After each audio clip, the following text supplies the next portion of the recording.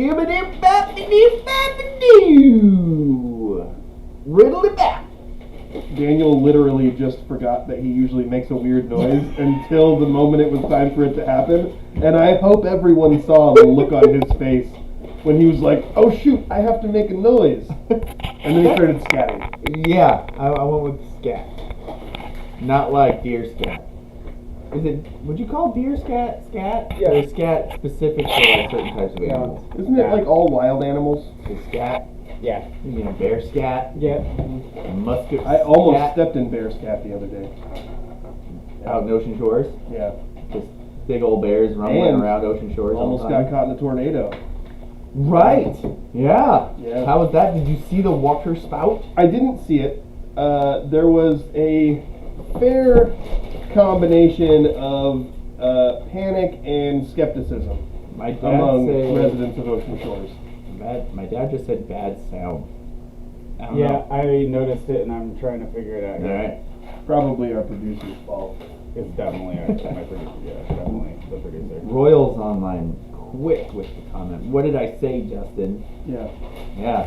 I feel like we're like weirdly united. No, I don't know if I like it or not. Me and Royal Guy. Like, he comments on our show. We watched the Pick Six podcast at the same time. We're like commenting on stuff together.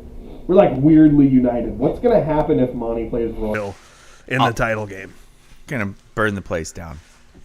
Not literally. No, but maybe figuratively. I did get a shout out on the N2 Media broadcast of the LaCenter Monte football game because Nick said that I called this, which because I picked on this here podcast, I picked Montesano to win state title. Whoa, you did? You remember? You went through and you were like, "Who's going to win this game? Oh, Who's going to win true. this game?" You're and right. I picked did. Monte over Royal in the state title. You did, yeah. Yep. I did get. Thanks, Forrest. Nooksack wrong. I had picked Nooksack over Cashmere. I was wrong there. Oh yeah, county seat Cashmere. County seat. I forgot about that. Oh, so we have Cashmere and Royal. Okay. And we have Seton Catholic and Montesano. Yeah. Is it just me? It's just you. Or did it like work out? Like, they could have just had the district tournaments this year. I don't know if I was wondering like when they made the brackets, like did they consider like the potential travel when they put them one side up against the other? Because it could have been LaCenter, Seton Catholic just as easily. Yeah. And Life Christian, isn't Life Christian in Tacoma? Yeah, I think so. So I think all four of the teams that were playing quarterfinals on that side of the bracket were pretty close to each other. Well, also, it's a little funny because, so much of this I heard was because District 4 was so bad. Oh, really? Yeah, I agree with you. Last I checked, we got 2 District 4 teams in the semifinals, my guy. Yeah. Everyone out there who's on the east side of the state. Yeah. Royal Guy, whose name I still don't know. Royal Guy. How's the east side of the state looking now? I mean, do they have? Are they also actually the east? What? I don't know. I don't know like district wise though. I don't understand. I don't really follow like the breakdown of who's in what district over there. Dude, it gets so confusing, especially during like basketball time. Right. Like all the different district tournaments are super weird. I know where Royal is. I don't exactly know where Cashmere is, except that it's the county seat of Cashmere County. It's in Chelan County. We learned about this last week, Justin. I don't retain information. You should know that about me by now. We don't have much to talk about. Well, we're gonna recap Monte's state quarterfinal victory over LaCenter. We're gonna do that with the help of the voice of Grays Harbor, Ian Cope, who broadcasted the game, and is gonna join us at around 2:30. We also have a big story out of Hoquiam that we have to discuss today regarding the potential new plans for their school construction on the grant, and then also the future of Hoquiam Square Garden. We'll need to talk about that. Yeah. But besides that, there's not a ton going on this week. So yeah, we got two really big local stories, and then we'll chat about some stuff that nobody really cares about. I just wanted to have a good day, Justin. Yeah. And you're gonna ruin it. You're gonna ruin my good day. Sure. Okay. Well, I guess we better get it started then with the local sports roundup. Montesano kept its football season alive on Saturday with a 21-10 state quarterfinal win over LaCenter in Woodland with no scoreboard, weirdly. Junior quarterback Tyson Perry got the Bulldogs on the scoreboard. Well, not literally because the scoreboard wasn't working, but he got them on the scoreboard figuratively in the second quarter with an impressive 9-yard touchdown run, which started with a juke move in the backfield and ended with Perry powering through defenders into the end zone. The extra point gave Monte a 7-3 lead. LaCenter scored again and took a 10-7 lead into the locker room at the half, but the Bulldogs dominated the second half with 2 touchdowns by Torrin Kreitz and an excellent defensive performance. Kreitz's first score was an 11-yard run on a 4th-and-1 play late in the third quarter, and the game clincher was a 15-yard race to the pylon with less than 3 minutes left in the game. Kreitz led the Bulldogs in rushing with 77 yards on 9 carries, and Zach Timmons was right behind him with 74 yards on 6 carries. Perry passed for 173 yards and rushed for 38. Mason Rasmussen led Monte in receiving yards with 54 on 4 catches, and Kreitz led in receptions with 6 for 26 yards.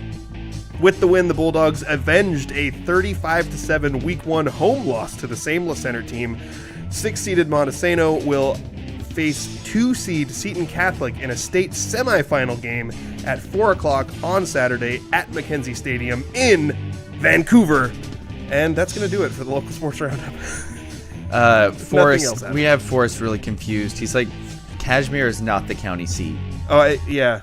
That was a joke. Sorry. We know. You know what? That's a callback. Yeah. That I could completely. The joke is that Justin is completely incompetent in geography. The joke is that I made the joke that because Kashmir is Bulldogs, and we were making jokes about how Montesano is the county seat here in Grays Harbor, that I said that Kashmir should be the county seat wherever they are. It turns out it's not Kashmir County like I thought it was. It's Chelan County, and they are not the county seat. Did we figure out it's Wenatchee is the county seat? Yeah, I think so. Yeah. So anyway, Forrest, you're right, and the joke is that I'm kind of dumb.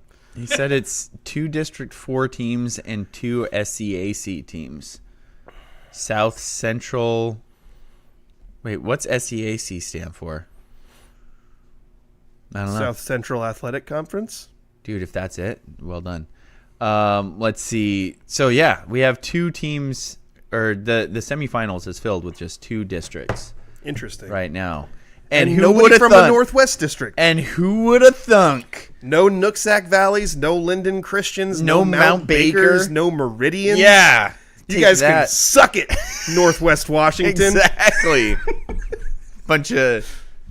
And Northeast Washington, even though there's basically no people Bunch of basically Canadians. Yeah, take that, you borderites. No Blaine. Oh, take that, Blaine.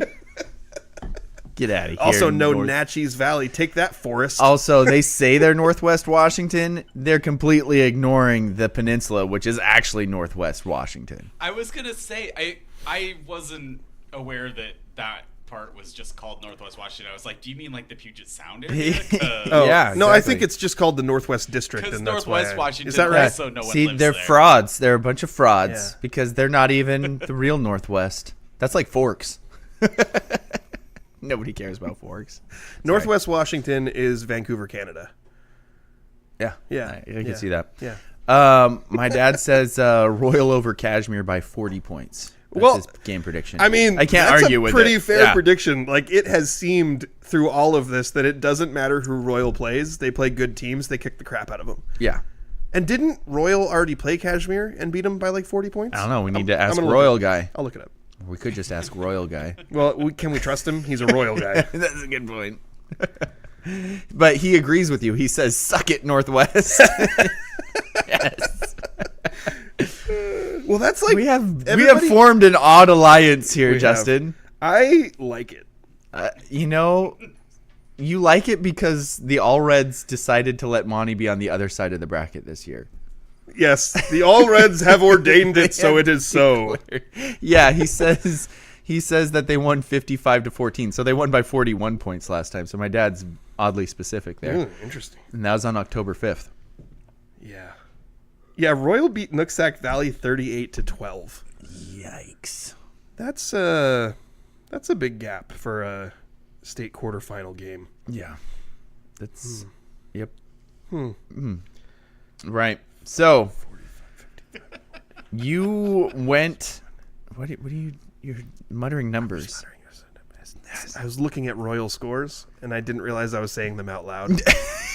Can I see Royal scores? Yeah, you want me to go through the I don't know if Royal I could scores? do math that high. They beat Wapato 56-0. They Ouch. beat Keona Benton 68-0. Ouch. They beat College Place 59-12. Not sure how they let up 12 they points in only that 12 game. points. They Losers. beat Walook 45-0.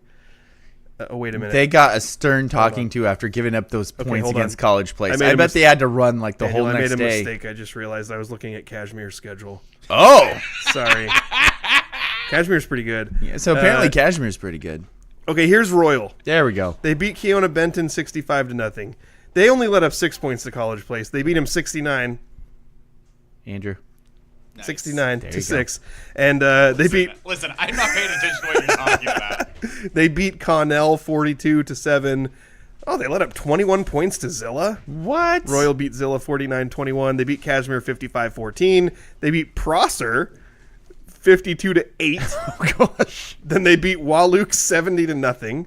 Oh my god. They beat Nachis Valley 76-0. They beat Nacho Said you cheese. didn't- Forrest said you didn't need to worry about that score. They beat Wapato 76-0. They beat Clahoya in a state play-in game 76-6, and then they crushed Linden Christian 56-12. Which we're all rejoicing over. Yes, take out Linden Christian. They scored 70 plus points 4 weeks in a row. To entering the state tournament. You know, the only time you see numbers like that are in 8-man football or when I used to make a created team in Madden. Yeah. Like old school Madden where you could do a created team and like all the Just players slide were every slider all the way up. exactly. Yeah, then it was like how many points can you score with 5-minute quarters? Yeah, I had a video game called NFL Fever that I used to play on my computer. I think it was like a 2000 game. Yeah. And I figured out how to get an onside kick about Yeah. 9 out of 10 times. So I set it to 15-minute quarters, and I was like, onside kick bomb, onside kick bomb, onside kick bomb. If I had to play defense, I'd get really annoyed. Yeah. But I could score like 600 points in a game. Whoa. Yeah. That's It was pretty impressive. Crazy. Pretty crazy. I found a couple of weird glitches, and I think it was Madden 04, Okay. where like there was one, if you slid into the end zone, it would glitch really hard, and your player would like become a worm. Like not actually a worm, but he would like be sliding around the ground on the kickoff, and the kickoff would glitch, and so you would kick off from like the 2-yard line, and it was super weird. Yeah. Yeah. Madden's always had some weird glitches. There Weird used to be like, if glitches. you go back to like mid-90s Maddens that I played on my Super Nintendo, you could do this thing where you run a sweep, and if you run back and forth in the backfield and you get all the defensive players follow you, In like a pack. as soon as one is cleared, you just go Yep. to the other side, and you have no one has a chance to You catch know, you. oddly, that still worked with Michael Vick in like Madden 2004. Yeah. 'cause Oh, he I was thought you were so gonna say in real overpowered. life. Because fatigue, it's like fatigue wasn't a thing. Fatigue wasn't a thing, and you would run enough that everybody would group up into And- one spot. And so I would start Yeah. at like the 50 and do that all the way back to like the 5-yard line and then run for 6. Fatigue not being a thing, and also the AI being so simple enough that every player was Was just just- trying to take a straight line to you rather Yep. than like the two safeties being like, "Hey, Let's we should not go do over that." here and make sure they can't run this way." AI has come a long way. Now it's controlled by demons. There you go. So this Monte football game is we're probably going to have Ian join us here in roughly 8 minutes. Did we get any good comments? Let's see. He said 2 pick sixes. Royal guy says 2 pick sixes against Linden Christian. He also says that Madden 03 is better than any other Madden. He's Which- wrong. The good Madden is Madden 08. Madden 08 was a good Madden. Anything. Anything- Madden 08 was the last Madden that they made for PC, and you can still get like completely up-to-date rosters for it online. Madden went significantly downhill as soon as they started restricting things. Yeah. Like, as soon as they were like, oh, we shouldn't allow you to do that. Or we shouldn't allow you to make your own plays. Or we shouldn't allow you to do this. It's like, no, it's a video game. Let me play a video game. Stop trying to make it NFL on a freaking PS2. Like, I just want to be able to make my plays, make my guys, do all the weird stuff that you do in a video game, not have it like slowed down and everything be weird. Like, I think Madden 2001 was my favorite. 2001. 03 was a Marshall Faulk cover. Ooh. That was a good one. And Nick says Madden 05 was a good one too. 05, that's Ray Lewis. The murderer. 01 was Eddie George. That was my guy. What was 04? 04 was Michael Vick. Okay, so that was Yeah. the one that I Yeah, started yeah. with. And he was basically a superhero in that game. Yeah. Totally unstoppable. Yeah. Yeah. I like 08 too. Vince Young. Vince Young, yeah. Because of what Andrew said, how it was the last one they made for... Justin? Daniel, some future time you should try stumping Justin with Madden covers. I'm pretty sure he's just looking I have at them them. memorized. They're not up on my phone. They have That got makes to be up I on have your them phone. memorized. They're not up on my phone. 2012, Peyton Hillis. Dude, that was a Just wild like time, thinking man. after 08. Anyway. So, I watched a series of YouTube videos talking about how bad Madden is. Yeah. And it's true. It's Honestly- just turned into a trash franchise. I haven't even played it since college, I don't think. I don't play video games anymore. Yeah, it's true. Like I don't do it. It used to be like in my young adult life, I would be like, I can carve out 3 hours a week for video games, Yeah. and I would still play. It's just not a thing anymore. Like if I sit down for an hour and play like NBA 2K, I feel like I've wasted so much time. I'm just Yeah. an irresponsible person. I used to play, like, it really might- started in marriage for me. Like, I started to play, there was one game, Uncharted. I played the entire Uncharted series after I got married. Just some And- kind of Lord of the Rings thing. Or? No, it's like Tomb Raider type of game. Without I would the say. boobs. Yeah.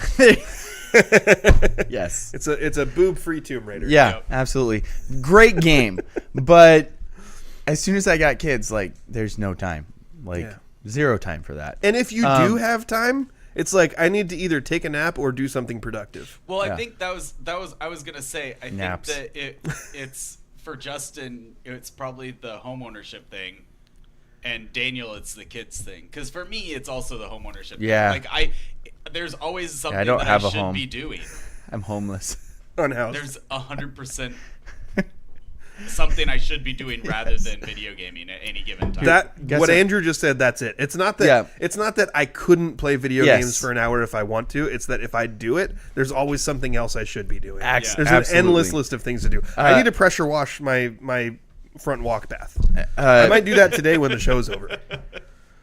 Patrick Rasmussen, there we go, says Tecmo Bowl with Bo Jackson. Yes. Royal Guy says last Madden I bought was 20. I could understand that. Gosh, it's been 4 years since that already, 5 years. He also says Uncharted is goated. I know what, like, is that a good thing? Madden 20 was my guy, Patrick Mahomes. Greatest of all time. Okay, it's so good. Okay, I'm glad that's there. Nick Goated says, does not mean made the goat of. Or, Okay. like, blamed for anymore. Like I don't think kids use it. that way I at knew all. the phrase goat, but I Yeah. didn't know what goated. Speaking meant. of goats, Madden 18, Tom Brady. Nick says, love the show, guys. Appreciate what you do. Got to get back to work. Monty should win by 4 scores against Seton Catholic, negative 12.5. Hashtag don't bet on high school sports. Hashtag don't bet on high school sports. We don't, and you That is shouldn't a either. huge spread. Dang, Nick. I might take Seton Catholic in the points there. Like Monty to win, but Seton Catholic in the points. I mean, come on. But hashtag don't bet on high school sports. Hashtag don't bet on high school sports. Back to video games. Yeah. GoldenEye on like N64. Yeah. Yeah. That is a great game. That would be The on my James top Bond 5 games. list. Top 5 list of greatest games of all time. Yeah. for sure. Absolutely. Yeah, they don't really do shooter games with a split screen anymore. Like it's all Really remote. Like Yeah. you have to be playing Yeah. against someone with a completely separate console. I think so sad, dude. LAN parties were the I best. could be wrong, but I think probably Halo 2 was the last awesome split screen game. I could see that. Halo is aliens, right? Yeah. So you're Yeah. just like shooting demons left and right. Then Well, no, in the multiplayer, you're playing against each other. Yeah, Like- you like could shoot GoldenEye. each other in the could you face. be an alien? In the Yeah. multiplayer? Yes, in the Oh, multiplayer, I believe. Yeah. interesting. Okay. Oh, whoa! Royal guy says you can still play GoldenEye on your phone. Don't blow their mind too much, man. I'm gonna go get GoldenEye on my phone. I play games on my phone a little bit. You know, while I'm in the bathroom. Yeah. What is books? Andrew, you want to go ahead and send me a link, and I'll send it to Ian. We're about 2 minutes away from having the voice of Grays Harbor Sports, Ian Cope, on with us to help break down the LaCenter versus Montesano game. Nick Sisson from N2 Media, by the way, also was there broadcasting. It was awesome for Nice. me because I was watching my guy, Tice Peterson, play college basketball at Lower Columbia College. He plays for Pacific University, and they were playing against Lower Columbia, so I was there in Longview watching him play, and I got to have the first half of the Monte LaCenter game up on video because Nick was there, and I didn't really have the flexibility to listen to Ian do the broadcast at that point because I was watching Tice and hanging out with a bunch of people who were also there to watch Tice, but I was able to have Nick's video feed up so I could keep track of the score. Nick was a scoreboard, even though there was no real scoreboard. So that worked out great. So make sure you check out Nick, N2 Media, on social medias. He does a great job covering sports across the state. Absolutely. And also, don't bet on high school sports. And also don't bet on high school sports. Yeah. And so... Zoom is taking a long time to set this up. It's Okay, gonna no be a problem. few minutes. It'll be when it is. It's fine. We can kind of Filibuster. talk about this team in like in a big picture sense. We mentioned in the local sports roundup. I feel like I need to do like another retraction, seeing as to where this team went. Everyone's forgotten already. Oh, Do you okay, want to never bring it mind. up again? No, never mind. Okay. I've always said this team is the best. Anybody who says otherwise He wasn't paying listening. attention. They took it out of context. Yeah, seriously. Or maybe I'll go Richard Sherman. I never said that. How do you know I said that?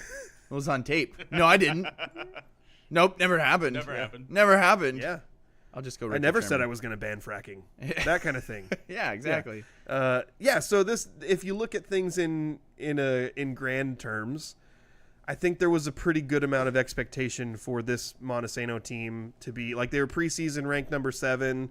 I mean, there's a lot of rankings now, so it's hard to even say what's the official one. Right. Some people, when they're putting the official rankings, they use RPI, which is just please stop doing that. It's so dumb. It's the worst ranking. We need to get Evans back on. So we do I like need how I to call do him that. Evans, even Yeah. though it's just Evan, but Yeah. it's his. Well, Yeah. His name is Matt. His last name is Evans. There it is. Yeah. So It is Evans. yeah. Okay. And if you think that Daniel ever got Matt Evans' name wrong, you weren't paying attention, You and weren't you're paying wrong. attention. He It never was- did. yeah. It didn't happen. Nailed it every time. He also never said he was going to ban fracking. So I think if you look at what the expectation for this team was from the beginning of the year, there was a little bit of skepticism because they lost a really great senior class. A couple of MVPs that 3, I guess if you go league MVP from last year, defensive MVP, and lineman of the year, all graduated. There was a fair amount of returning starters, so you knew that there was about half the team was going to be productive and good, but there's a lot of question marks. How are they going to fill the offensive and defensive line? Yep, that was the biggest one. And When they start out really rough. that's been the case a few times. Yeah. Well, now we just got to burn down their stadium, and it'll be a lock. Whoa, No? now, Too whoa, soon? now. I don't know if I Too want soon? to. Because what if it happens, and then you said it out loud? If they won the state title, I'm sure everybody would be okay with it. I don't know. I don't know this time. Last time it was out of date and needed replacement anyway. So, So you're saying the football program burned it down I last time? didn't say that. If you're listening, Justin definitely didn't say that. That definitely wasn't what they said. All right. So yeah, we were talking about kind of what the expectation for this team was from the beginning, and it was high expectations, but also a fair amount of skepticism. And early on in the season, they didn't look great. They had that loss to LaCenter. They lost the next week to Ridgefield. Ridgefield, a good 2A team, didn't end up making the state tournament, but a good 2A team. And Monte had a good chance to win that game. I felt like LaCenter, really bad. It says error. YouTube is not responding. Don't worry about Okay. it. It said LaCenter, Realize. really bad performance. Ridgefield, okay, you looked good, Yeah. but not great. Yeah. And then ever since then, they had that big, huge Napavine win. Yeah. A couple of they Beat Nuxic. they beat Nooksack Valley. If you take away like the super weird outlier like Rochester lost, where the weather was awful with rain and mud, and then like horrible winds. Weird game. So if you take that away, they've really played exceptionally well. And now to be able to get We've into got this, Ian here, all right, cool. I think.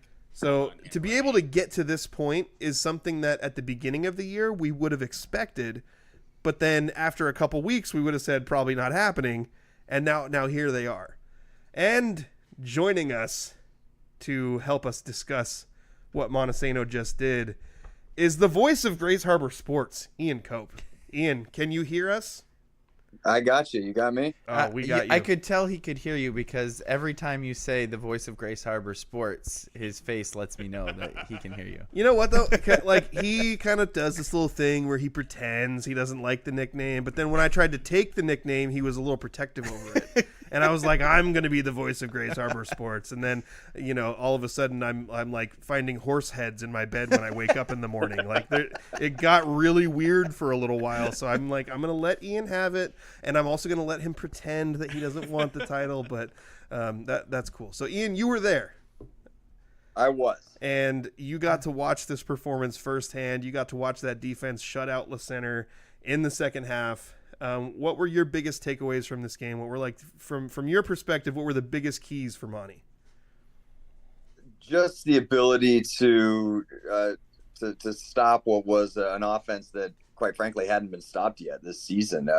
Even Seton Catholic that Montesano will play next week, they allowed LaCenter to move up and down the field on them and score 21 points. So just the turnaround that we have seen from this defense. And Daniel, you and I watched them in week one, and it looked like a young defense that was replacing several significant players, a linebacker, an entire defensive line, and was playing without one of their top defensive players in Felix Romero. Now you've got a veteran defensive line, 3 linebackers that are possibly the best trio at linebacker that Montesano has had in recent memory, and a defensive backfield that just did not let anyone get open in the second half.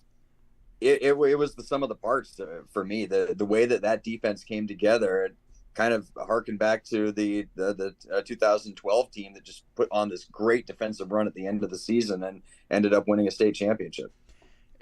Last week, I was kind of talking about it, trying to work through and process how this defense has gotten so much better since that first game that we saw him against LaCenter.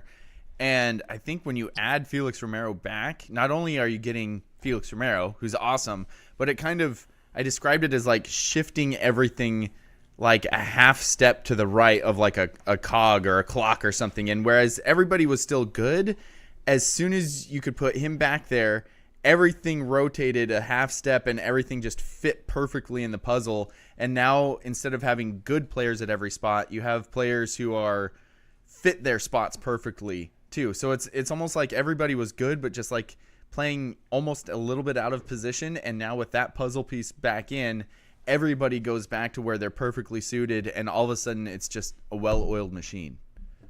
Yeah, I think it's that is one of the key points there, that having Felix back was that kind of that missing piece and just allowed everyone to do what they do. But for me, really, the big difference on this team is the defensive line. I think if you can put a defensive line in there, and we've said this many times, Daniel, that if the defensive line can dominate the line of scrimmage and let those linebackers just flow and roam and go where they want to go, you're going to have a tough time beating Montesano. They didn't have that at the beginning. They were replacing three-year starters, and it took a little bit of time. But now it's not just 3 players that are doing it. It's a rotation of players. You got Sean Straka. You got Mason Fry.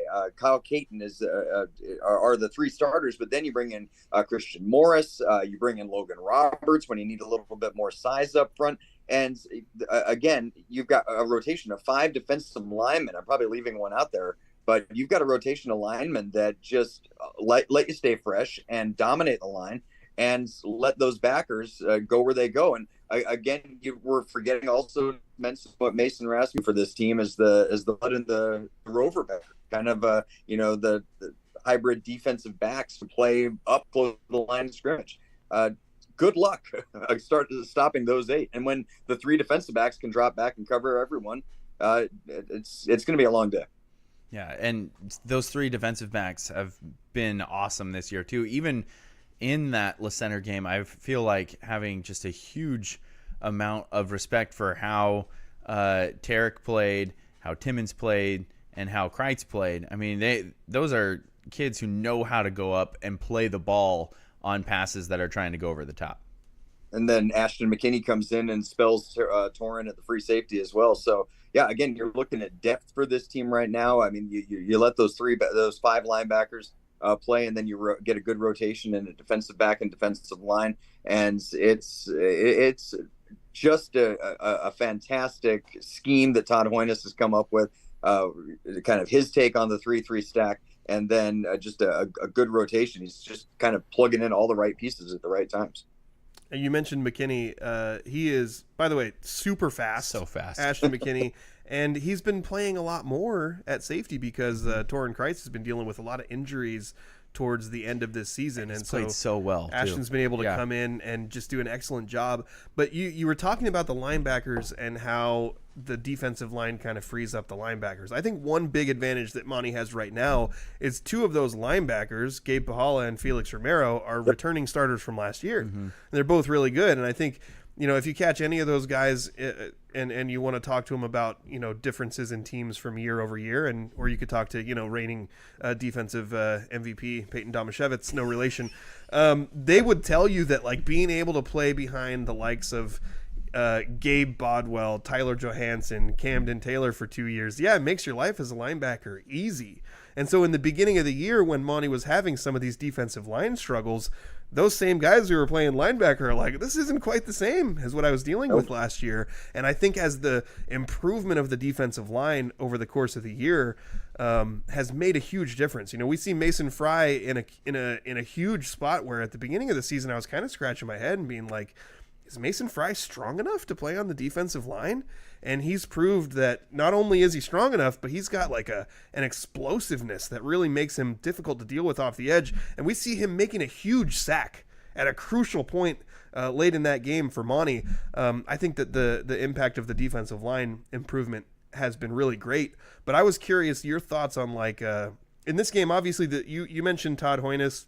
Shout out Todd Hoynes now through playoff games. These 3 postseason games has done a fantastic job of holding down teams to minuscule point output.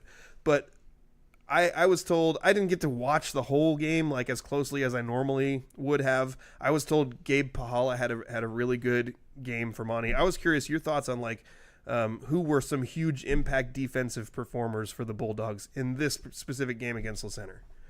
I think Mason Fry and Christian Morris did a really good job on the defensive line. Morris had to come in when Sean Straka went out injured, kind of tweaked his leg late in the game, and it was Christian Morris came in and really did a great job, I think, spelling him there. Mason Fry, he had a huge sack at the end when it looked like LaCenter was going to have a chance to drive downfield and have a chance for the go-ahead touchdown. Mason basically put them way behind the sticks, and with Montesano's defense sent some blood in the water, wouldn't let him back in. I thought Torin played great at the free safety position.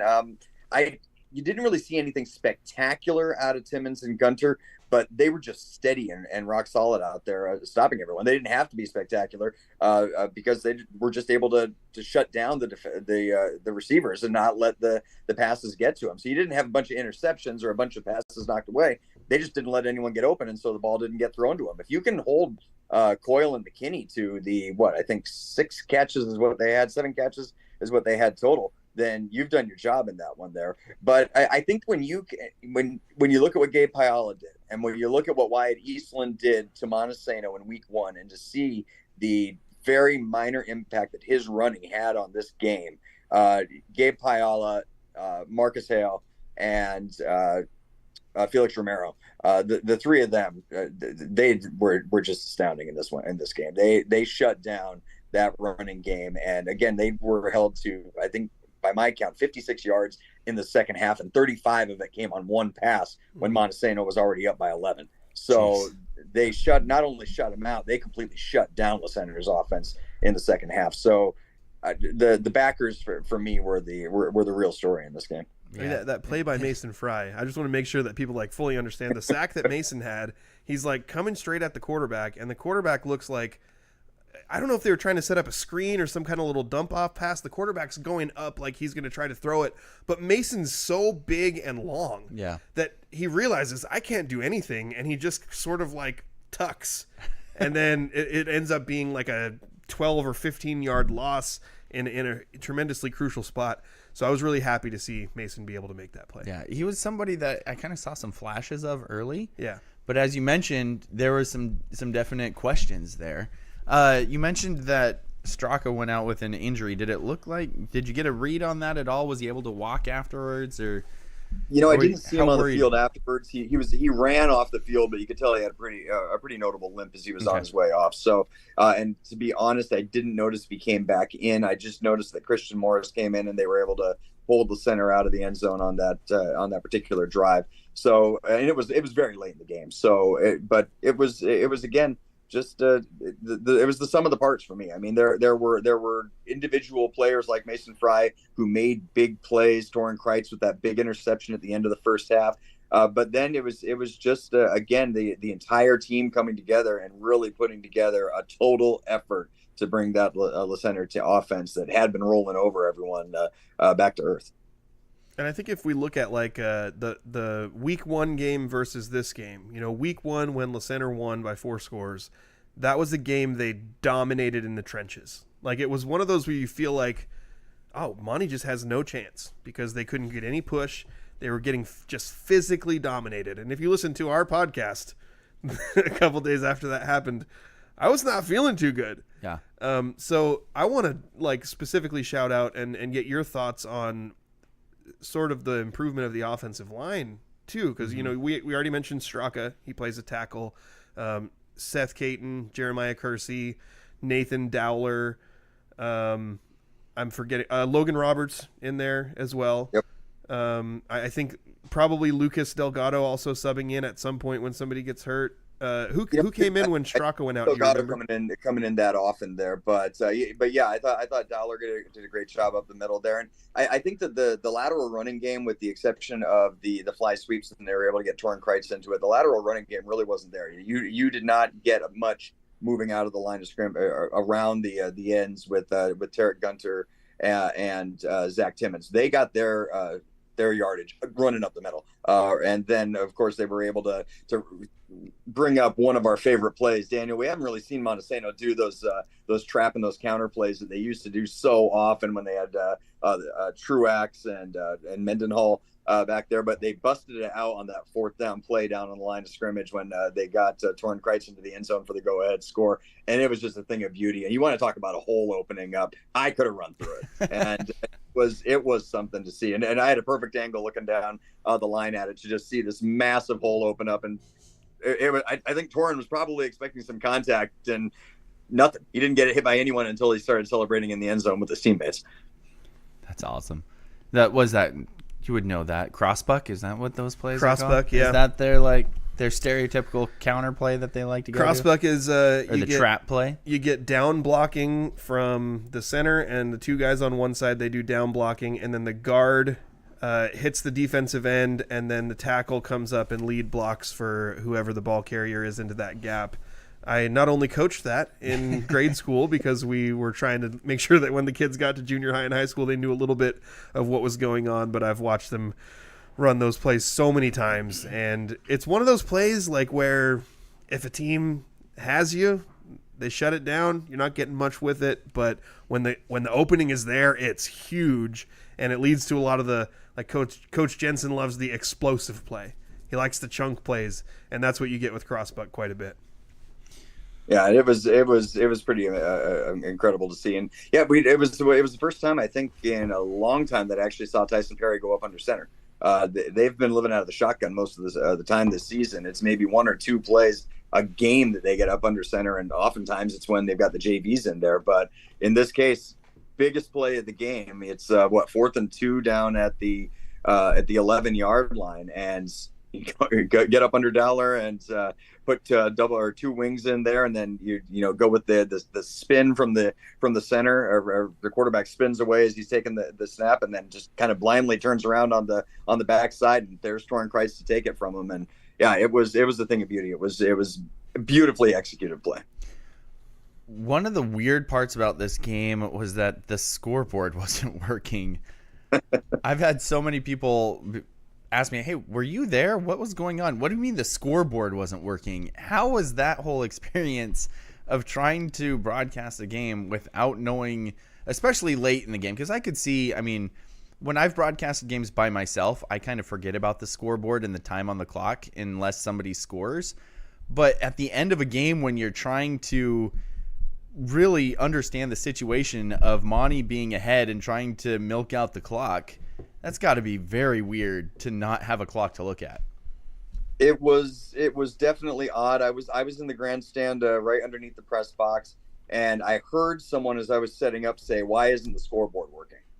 And because they were up in the window behind me, and I just looked over and thought, "Huh, that's interesting." And as we were getting closer and closer to game time, kept looking over there, and the lights weren't on. And so I figured something was happening. I didn't see a lot of activity around the scoreboard, trying to work with wires or anything. I saw the officials and Matt Cook, the athletic director for LaCenter, talking with the officials and the coaches before.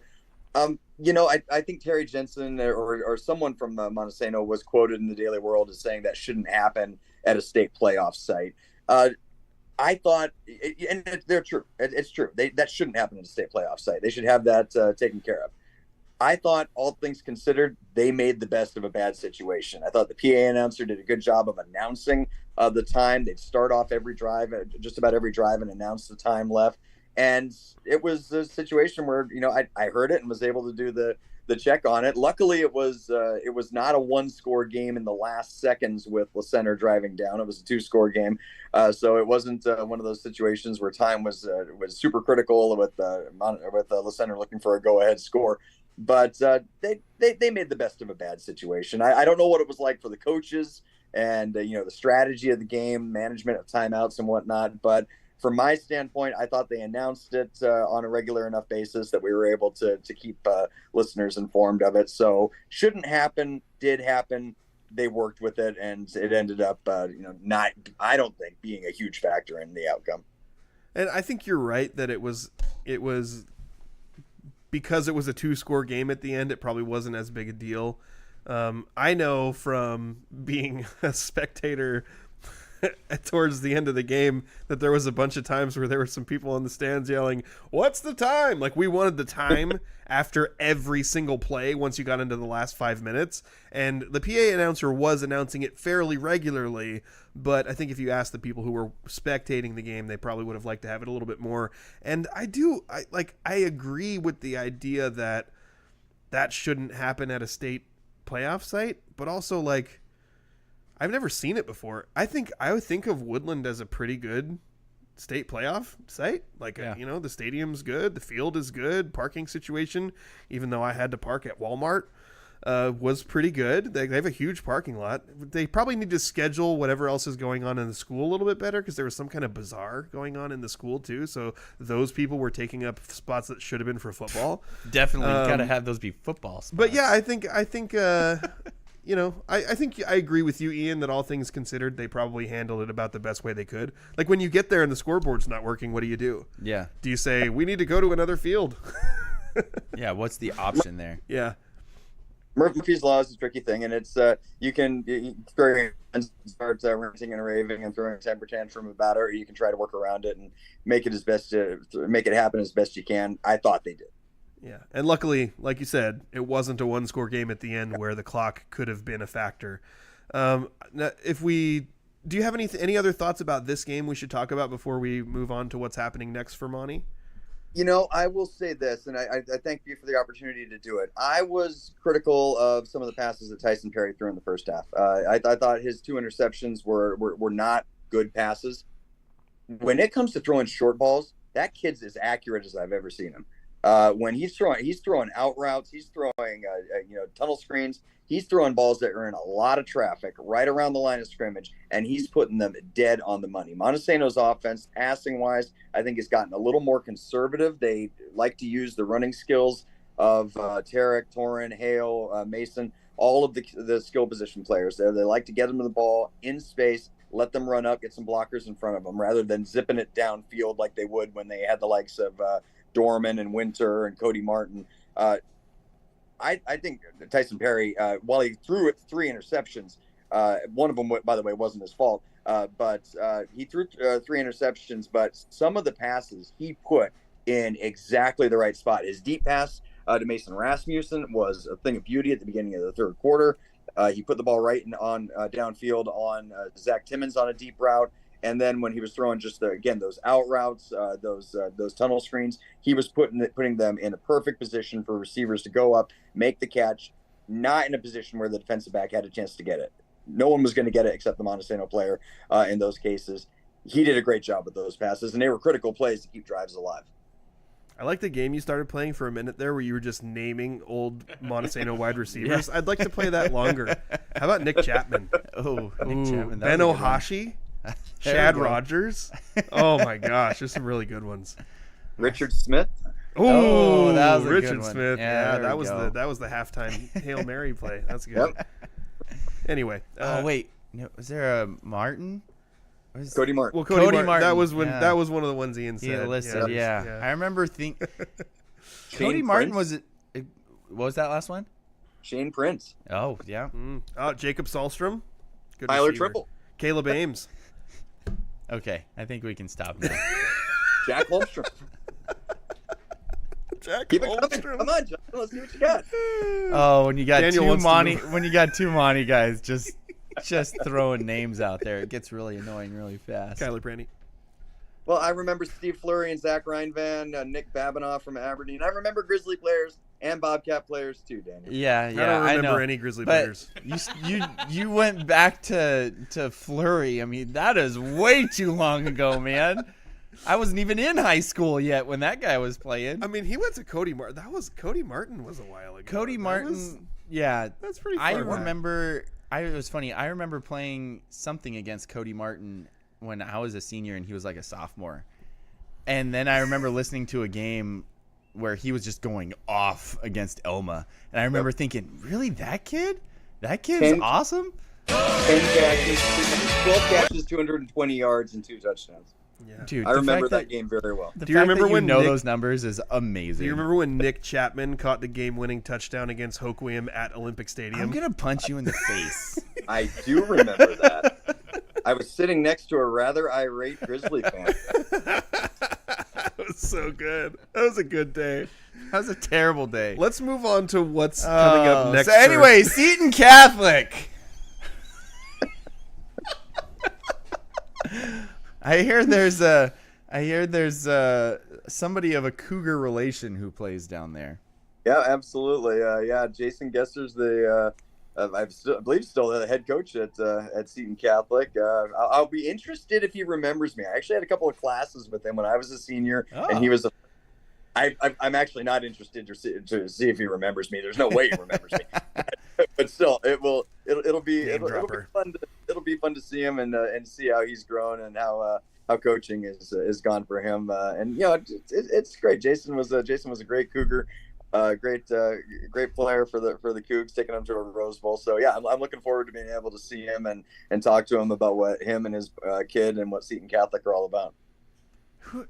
Is Seton Catholic the school that has the other Cougar as the basketball coach? Why am I blanking on his name? He was there when Andrew and I were in school.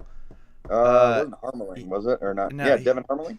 No, is it Harmeling? He played with Clay Thompson, and he's always like he was a free shooter, and when he got on a run, watch out. But Seton Catholic, Seton Catholic, I mean, to see what Colton Gesser and Jacob Williams are all about, it's going to be a lot of fun. It's going to be a tough test for Montesano, definitely. It goes without saying. But with the way their defense is playing right now, and really, they're kind of playing with house money at this point. I don't think a lot of people expected Montesano to be in this situation. And No pressure. No pressure for them at this point. Yeah, I mean they're playing with house money at this point, right? I mean, one of us in this room picked them to win the state title, so there's that. Daniel, didn't you play football David against Harmeling is the coach's Didn't name, you yeah. play football against a Lobostal once?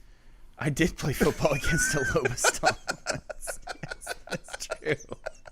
Interestingly enough, graduate of Oak Harbor High School, where I went to high school. Yeah, I actually played basketball in the rack against a Lobostal once too. So many Coug connections everywhere. He was a pretty good basketball player. He got way too serious though. We were like, dude, isn't it football season? Like, is this why you're trash? You're playing basketball in the rack? Like, come on, guy. You didn't say that, Daniel, I really got to credit you. You're being very, very mature and very, very considerate right now. I got to say, I'm amazed that you haven't said anything about what happened last night in Corvallis. I was trying to be a little bit nice, but yeah, Pac as you gotta make sure I show Pac-2 champs here. The complete list of conference champions in college football right now is one team, and that's Oregon State University. And they'll be snubbed and left out of the top 12 Snubbed tournament. Somehow. You know what, Ian? I feel bad because I feel like I misled you. We were – oh, gosh dang it. Somebody just sent Justin a screenshot of me, like, picking my nose on this broadcast. I like how you pulled that out right as I'm talking about Oregon State. Sorry. Yeah, you were pretty. I mean, don't even pretend. I mean, you were confident as any fan of a school is, but you said that the Cougars were going to annihilate Oregon State because they were garbage. Yes, I did. Yeah. We were at a meeting like a couple weeks ago or something, and somebody asked you, "Hey, are we going 11-1 this year?" And you said, "Well, I don't know. We have to play Oregon State." And I literally jumped into your conversation. Didn't even know the other person, and I was like, "You don't have to worry about Oregon State. We're garbage this year." And then that game happened. I was shocked. Yeah, shocked. And rushing the field to celebrate your 5th win. Hey, I think that's gotta allowable celebrate if it's something. a conference championship. Yeah, okay, Drew, I'll give you that one. I'll give you that one. I see where you're coming from on that. Yeah. Conference championship game. My thought It wasn't was just a conference game; it was the conference game. And next year we get to do it not once, twice. Wait, Really? A home and You did not know home? that? Yeah, there's a home and home series next year. That's awesome. Hopefully the Cougs won't have a quarterback that doesn't want to be friends with Beeves. No, coach. It was the coach. Oh, I thought it was the Yeah, quarterback. coach. That's the problem, Ian. I love Jake Dickert. His biggest mistake was saying, we're not friends with them. They would have left us. We would have left them. I'm like, my guy, that is an awful thing to say. You can say we're not friends with the football team. You can say we're rivals. We're going to beat them. We're going to do all this stuff. But as soon as you started bringing the, like, we don't like them. They would have left us. We would have left them. It's like, dude, come on. We've been a brotherhood this whole time. And now you're just throwing that all away. Remember what the unity was like at the beginning of the game last year? They had the Beaver mascot and the Cougar mascot come out at the 50-yard line. Exactly. Shake hands, embrace. It was a great, and the game was like a celebration. It was and the Cougars won that one. It was like, this is, we are the survivors. We're going to show those so-and-sos what happened or what happens. But, oh, man, yeah, no, Those old so-and-sos. Yeah, that was, I don't know if profanity is allowed. I mean, when Trader discussing is 10. when discussing the dissolution of the Pac-12, I tend to become somewhat profane in my descriptions of other teams. I think I said the A word last week. yeah. I definitely misspell the Ducks name. 42. I think this is I haven't watched much of them all season, but just little bits and pieces. Good offense, bad defense. Like, Yeah. I watched a fair amount of their game against LaCenter too, and I kind of came away with, like you were saying, LaCenter kind of moved the ball on them. That's true. I mean, they did. They only scored 21 points, but it wasn't like they had this impenetrable defense. I do think Seton Catholic's offense is going to present a challenge probably unlike what Montesano has faced so far this postseason over the last 3 games when they've been holding teams to next to nothing. What type of offense do they run? Do they just spread it out and let Gesser throw it all over the place? It's kind of a mix. Like they have several good weapons, but they have a good running back too. So I think offensively, Seton Catholic probably poised to give Monte more trouble than what they've seen the last few weeks. But I've got a renewed confidence in what this coaching staff is willing to or capable of dialing up defensively. And I think that offensively, they're going to be able to move the ball. I think they're going to be able to move the ball. And to be honest, in this LaCenter game, maybe they threw 3 interceptions inside the 20-yard line. Like, they probably should have won by more. I think they gained almost 400 yards of total offense. They're somewhere around like 380 yards of offense. They could have won 35-10. I'm after the first drive of the game, they committed 3 penalties on third down. Yeah. Or 2 penalties on third down that nixed first down runs, and then Tyson had to throw it. Tried to go down the sidelines to Tim, and it could have been worse. And I think you can break down each one of Perry's interceptions because they were all really different. Like one of them. Mm-hmm. Really bad ball. Like he was trying to throw a fade into the back corner. It was shortened inside. It was an easy pick. The other one, the last one, 100% not his fault. He throws it into a receiver's hands and the receiver says, "Here, defensive player, have an interception." And then the other one was like a 3rd and 16 where they're kind of right on the edge of field goal range and he's trying to make something happen. And he just made a bad decision.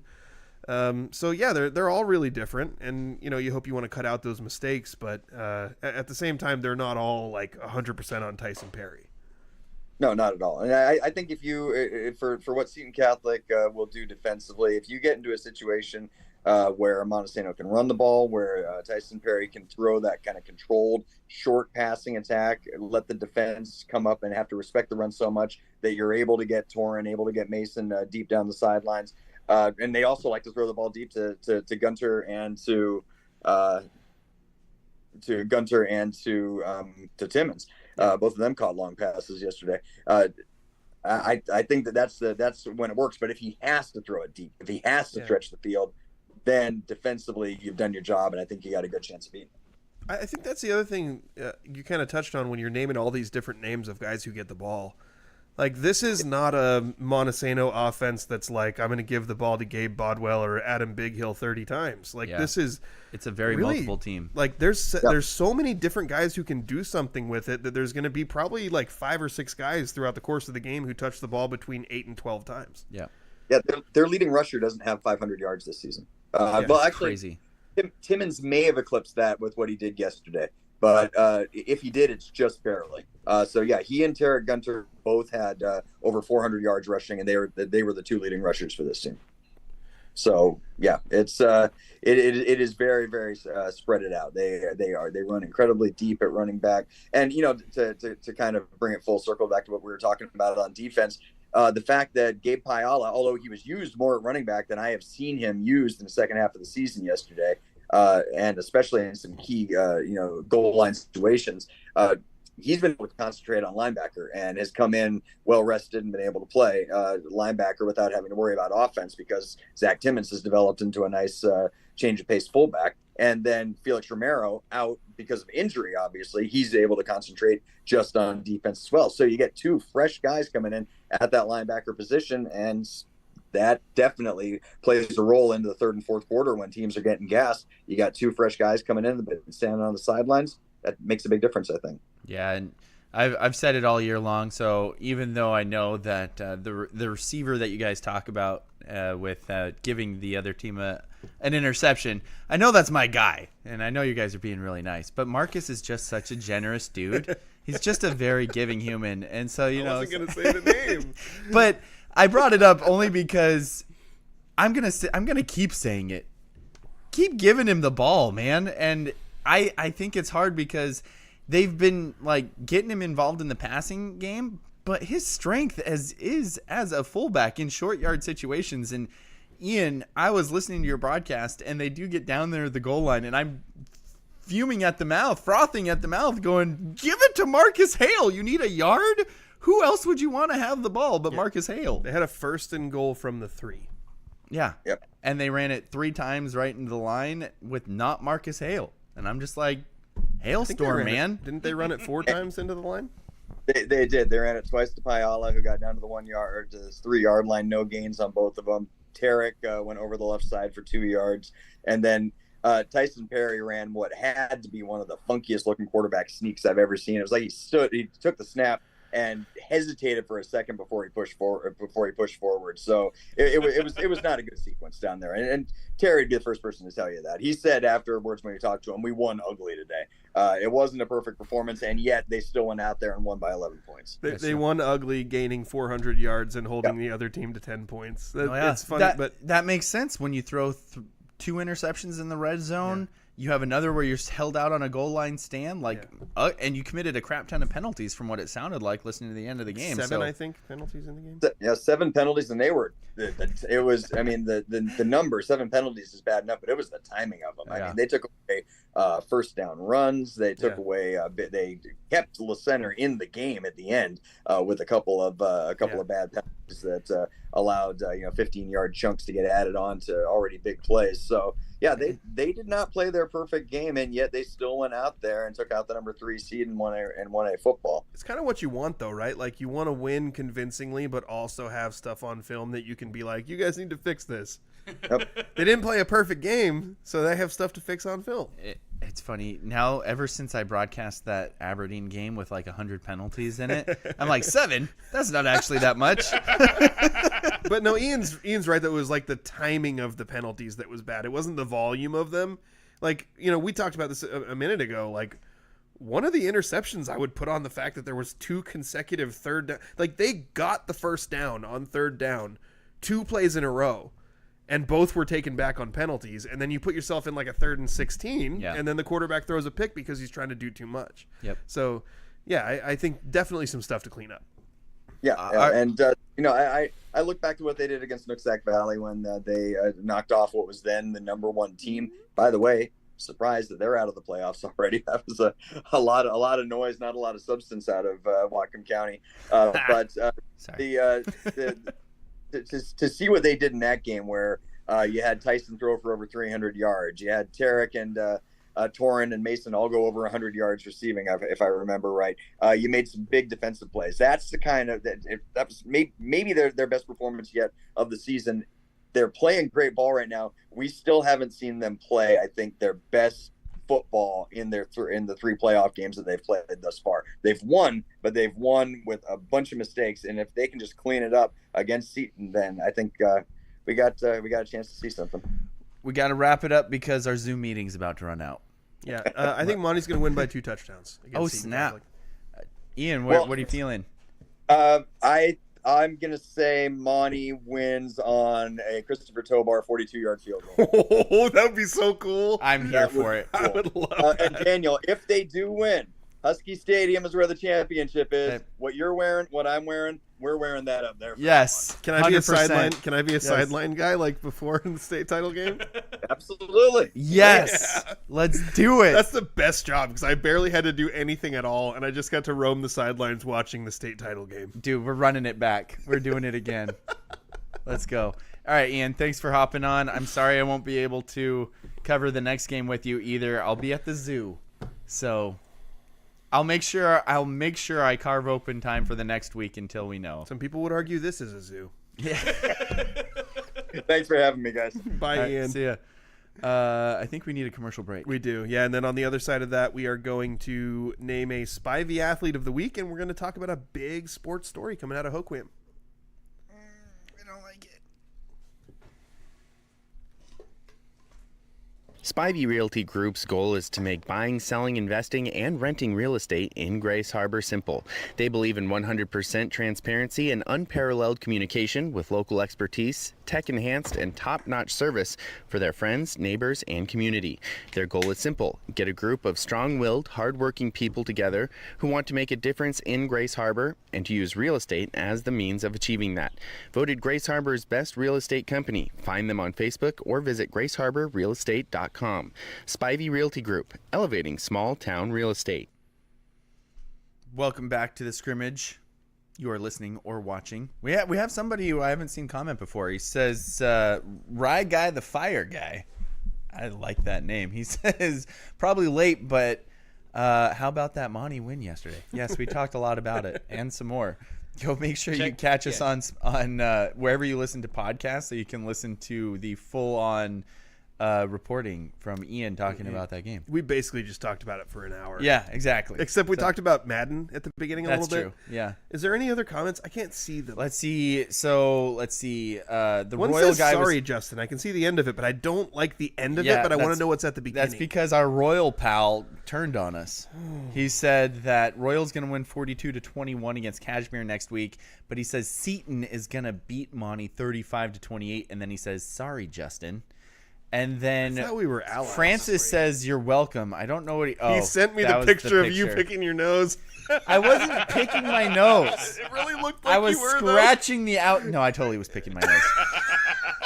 He caught me. He straight up caught me. You know, one of my not earliest memories, one of my awkward memories of like you as like an older brother figure. Yeah. We were at Monty's baseball field watching my brother play. Okay. And I don't know how it came up, but you were like, yeah, I pick my nose. Do you pick your nose? And I was like, yeah. And you were like, ew, that's gross. I don't pick my nose. I was so embarrassed. That was a terrible I person. walked right into it. That is peak teenage psychological torture. It's like when someone gives you the okay, and then they put it below their waist, and then you look and you're like, ah, and you punch them. Yeah. Yeah. Oh, I don't pick my nose.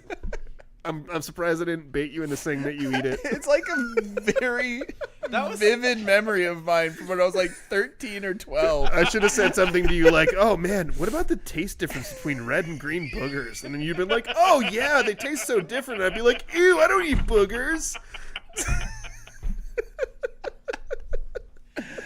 Oh, so basically, you know, Justin's just been baiting me my entire life. I was a little bit of a bully.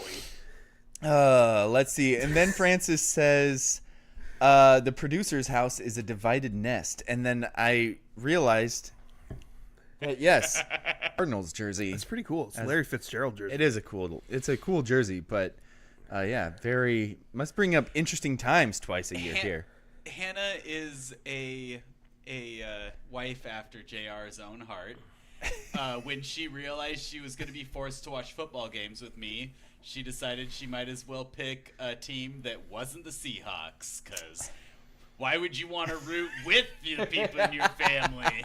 I think Johanna is a much better wife than JR would be a wife. I think Francis would be a terrible wife. I don't think we're going to have I just any meant discussion along the about lines that. of being antagonistic and difficult to get along with. Yeah. Oh, okay. Hannah, what's it like I'm to gonna be stay out of that. antagonistic? I wouldn't She know. said it's so much fun. I wouldn't know. Yeah. Okay. You guys are the worst. Let's see. You chose us as friends. That's true. Did I, though? I'm not sure if I did. I think it's Hannah would know. She didn't choose us as friends. We just were like, hey, you need friends. Daniel, you obviously what you've proven today is you can pick your boogers, but you can't pick your friends.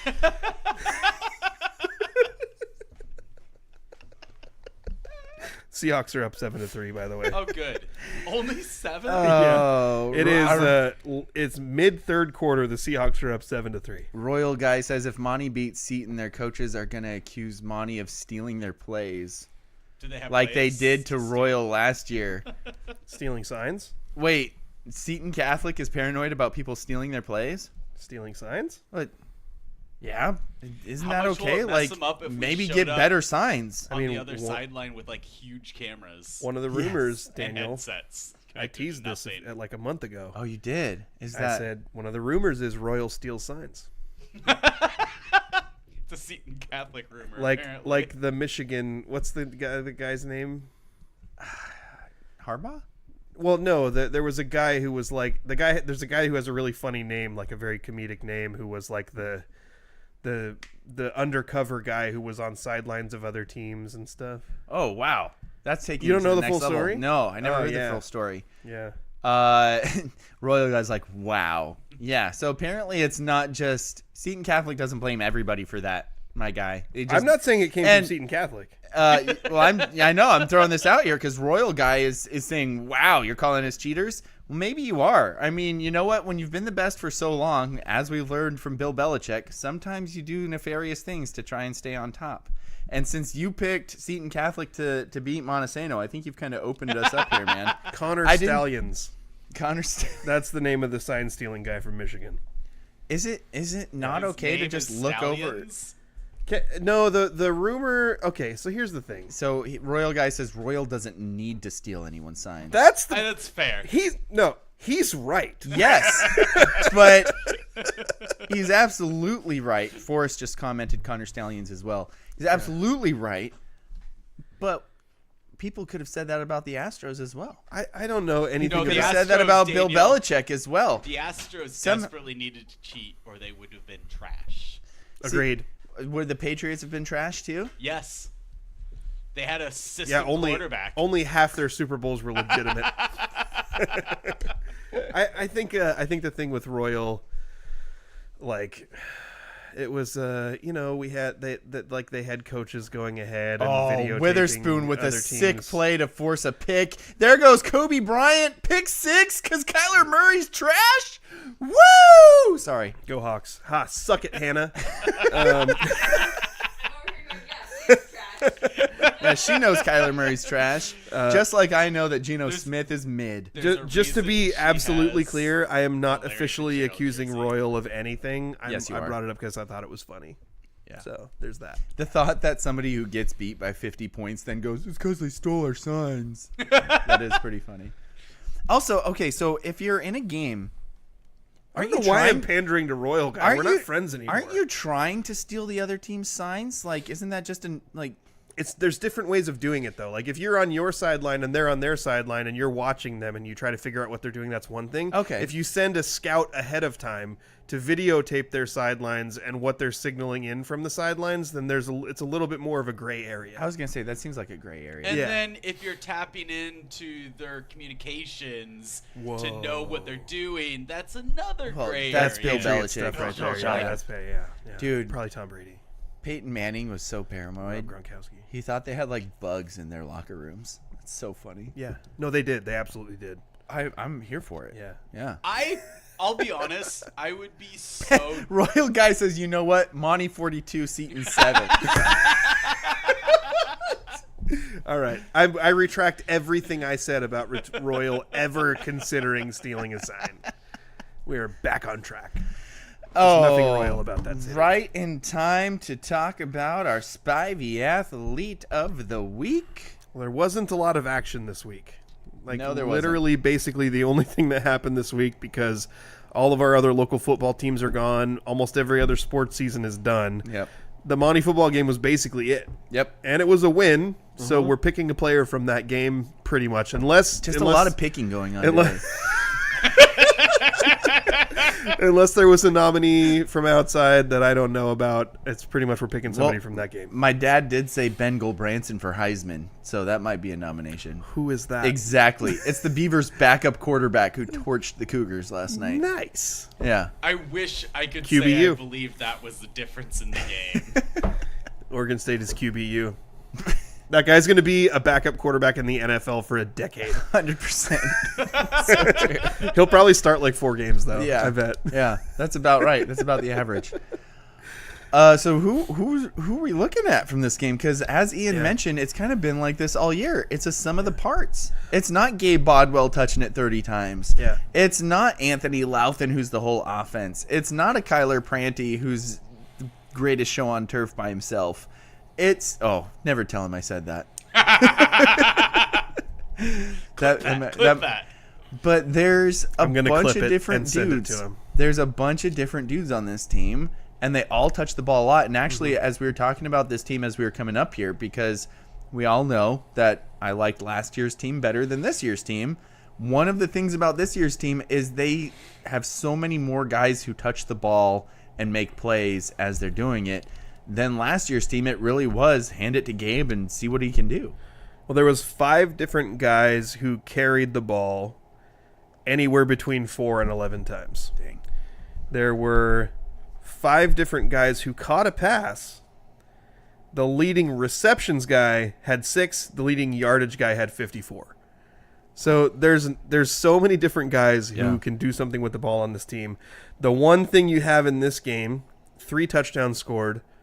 2 of them were by one person. That person happened to also lead the team in rushing and in yards from scrimmage and had an interception on defense. So that sounds good to me. I feel like Torrin Kreitz is the leader in the clubhouse for being athlete of the week. He had an excellent game. He had 77 yards rushing on only 9 carries. I'm sorry. Kobe Bryant, they just showed a replay of him going into the end zone. He did the Marshawn Lynch crotch grab as he dove into the end zone. Nice. He's going to get fined. Full reenactment. He's going to get fined. Absolutely. So Torrin had not only led the team with 77 yards rushing, but also had 6 catches for 26 yards, scored 2 of the team's 3 touchdowns, and had an interception on defense while playing limited time because he's still on the mend from multiple injuries. I think a groin and a shoulder that he's still recovering from. So I feel like while there are multiple guys, Zach Timmons ended up having a really good game, 6 carries for 74 yards. Tyson Perry had 173 yards passing and also rushed for a touchdown. And, I mean, there's a ton of guys on defense who deserve some recognition. I thought my Mason... dad actually sent in a text that says the Monte defense, all of them. Yeah, we don't do that. But Justin hates that more than anything else. I don't think I'm the only one who hates that. I don't like it either. Yeah. You hate it. I'll carry it, though. Yeah, you hate it more than I think do. I do, yeah. The Monte defense was great. I don't have individual tackle stats exactly, but I heard Gabe Pahala had a great game. He was athlete of the week on the defensive side last week. I would have wanted to, the way Mason Fry had that sack in the crucial spot, it was also a huge loss. It was like a 15-yard loss. Now who's trying to steal information? Royal guy goes, what's Monty's strength this year? Like we would tell you. Just listen to the last hour of the podcast and you'll get what goons think the strength of the program is. Sorry. There's lots of other guys who deserve recognition. I think we've mentioned a lot of names, but to me, what Torrin did in this game probably gives him the inside track at Athlete of the Week honors. Yeah, I'm here for it. That's a huge game. And it's got all the escalators. Yeah. Actual literal revenge game. Mm-hmm. Not one of those random things like, oh, they beat us last year, 3 years ago, or something like that. You love to make fun of me for the fake revenge game. Such a fair criticism. Well, also it's a 2-for-1 here because Royal was also saying that this was a revenge game from like 3 years ago. They beat us when Lyndon Christian beat them. When you don't lose a lot of games, everything is a revenge game when you play someone you lost to. So that's where Royal's coming from. Yeah. So this is you played each other earlier this year and got dominated. Yeah. Escalator there, state playoffs. I mean, all of the things. So, yeah, Torrin Kreitz. I'm a little surprised he hasn't won it. I mean, Torrin's a ridiculous athlete and football player. But as you mentioned, he's been dealing with some injuries this year, so he's been slowed down a little bit. So he continues to battle, and I think absolutely deserving of the Spivey Athlete of the Week. Yeah. So congratulations, Torrin Kreitz. You are our Spivey Athlete of the Week, junior wide receiver and defensive back for the Bulldogs, who are headed to the state semifinal. And that leads us to our next topic. Daniel, do you want to dive into this one? Yeah, I think. Do you want me to read the post that kind of sparked this? I think you should, okay. Because we want to get as much background as we can, and I don't think outside of this post we have too much. Yeah. But we do kind of know how some of the processes work with these type of things, and I think reading the post would probably be a good idea unless it's been censored. Or I can't find it for some reason. Hang on. I'm going to find it. Okay, you'll find it. So the gist of it is, the big story coming out is there could be a scenario where Hoquiam High School... Okay, so I'll let you go then. This is a post by Hoquiam boys head basketball coach and Grizzly legend Jeff Nemi. He says, I'm writing this post as a Grizzly alum. He didn't say legend. He said alum. Yeah. He could have put a legend, and we would have all been like, bold move to call yourself that, but we'd all be okay with it. I'd be okay with it, yeah. I'm a Hoquiam School District employee, and I mean no disrespect to them or anyone there. Please comment Please keep comments respectful. I'm using this post to reach Grizzly Nation. To all proud Hoquiam Grizzly alums, supporters, and fans, many of you may have heard that Hoquiam High School or Hoquiam School District is receiving a $300 million grant to massive. build tsunami-safe schools for our kids. Great news. Yeah. However, the district's current plan is to tear down the legendary Hoquiam Square Garden gym to build the new schools. I know how special this place is to so many Grizzlies.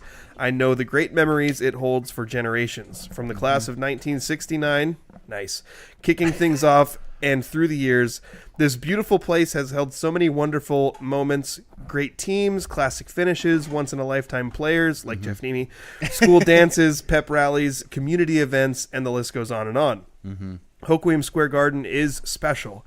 It is one of the big things, along with the majestic Olympic Stadium, that we take great pride in here in Hoquiam. Amen. I want the future Grizzlies to share the same experience that we have to get to play and root in the best gym in the state. When people come to our facilities, they are blown away. That's true. because we have a true gem right here in Hoquiam. If the garden is special to you, please let the Hoquiam School Board know. The community deserves input on a decision like this. I know we all want safe schools for kids. I think the majority would prefer we explore an option that keeps the garden and builds new safe schools. Go Grizzlies. And then he listed the email address of some Hoquiam School Board members. And then he said, respectfully, Jeff Nemi, Hoquiam High School class of 2004. So, Daniel, I want to give you some space and kind of let you take it away here. Yeah, I mean, I get chills just thinking about the moments that I was able to witness and be a part of in Hoquiam Square Garden and the history that comes with it. And it really is. I was racking my brain to try and think of a better high school basketball gym that I've been to. And I know I'm a Grizzly, so I know it's bias, but trying to take that out of it, it's still hard to find a better high school basketball gym than that. It's gorgeous. It's beautiful. It's got charm. It's got size. It's got all these history and memories wrapped into it. And it's to think about it getting torn down. I was like starting to shake when I was thinking about that. Like, it is so much of what he listed there. And it's like the passion and the blood, sweat, and tears are just like, have soaked into the floorboards there is what it feels like. And knowing that some of that blood is mine just makes it that much more, right? Like the amount of blood and sweat that I have let soak into that gym floor, it's hard to think about it going away. And we are extremely, extremely lucky to have the facilities that we do in Hoquiam. Name another town the size of Hoquiam that has Olympic Stadium and Hoquiam Square Garden and Seabreeze Oval, for that matter, as the facilities. Like, it's ridiculous when you think about it. And yet that gym is just something special. And maybe it's because I grew up in the era of Jeff Nemi, of Jeff Wayman, of Justin Reed, Sky Kearns, David Brittman. Like, those guys, I can't think of them without thinking of that gym as well. And as a little kid going there and watching these guys play, it's something that is just so much pure emotion. And I can't imagine it going away because they are, wiping it away to build some new facilities. Like, in my mind, it's like, okay, how did you not think that this would be a bad idea from the start? And put that in whatever grant was written, because sometimes these things are built on these initial proposals, and I'm just thinking, like, that had, like, if somebody didn't think about that from the start, like, this is a community center, as he mentioned. It's not just the athletics; it's everything else to do with the high school. All of the events that happen there that I wasn't that much of a part of. I was really only part of the athletics with it, but it's a staple, and to think of it just going away is mind-numbing. It really is. It's mind-numbing because